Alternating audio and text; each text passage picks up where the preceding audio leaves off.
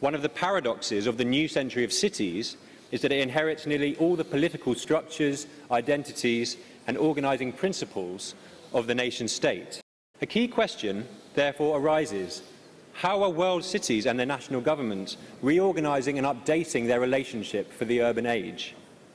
In this report launched today at the Moscow Urban Forum, we've looked at the latest experience and innovations in 12 world cities, some in federal and some in centralised government systems, some in capital cities, some not, cities with different political traditions and institutional frameworks.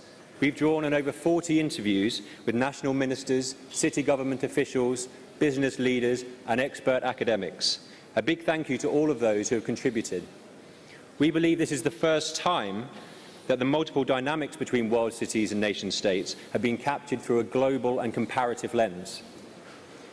These world city nation-state relationships are very important not only for a city like Moscow, but also in many other places, especially as more sectors and more countries globalise. Globalisation led to exaggerated claims about the death of the nation-state. But in fact, national governments still play an essential role both for their countries and for their world cities.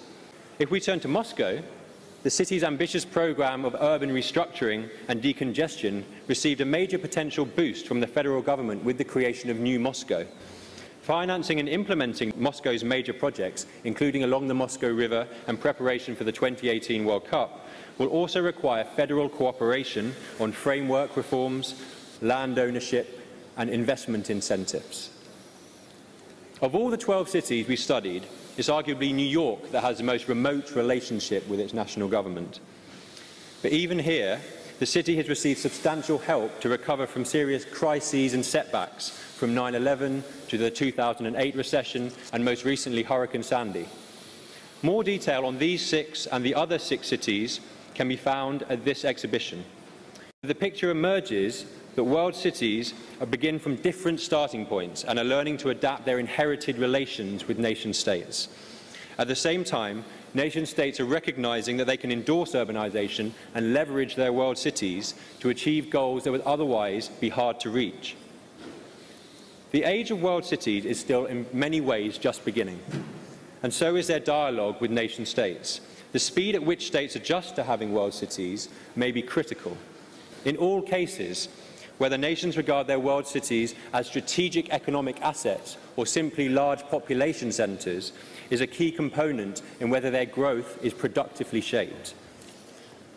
Finally, one of the risks we see in most of the 12 examples, especially in Moscow, is distortions in the national system of cities, a result of brain drain, unequal growth patterns and fiscal imbalances.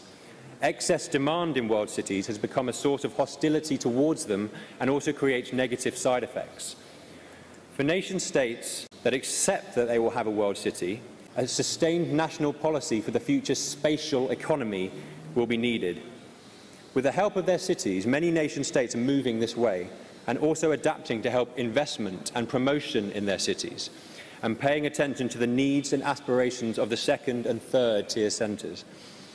In the next 50 years, it's likely that there will be many more cities that are genuinely international in their character. So it is imperative to digest what has been learned by world cities and nation-states so far. We hope that this introduction will encourage you to read our report and visit the exhibition. Thank you very much.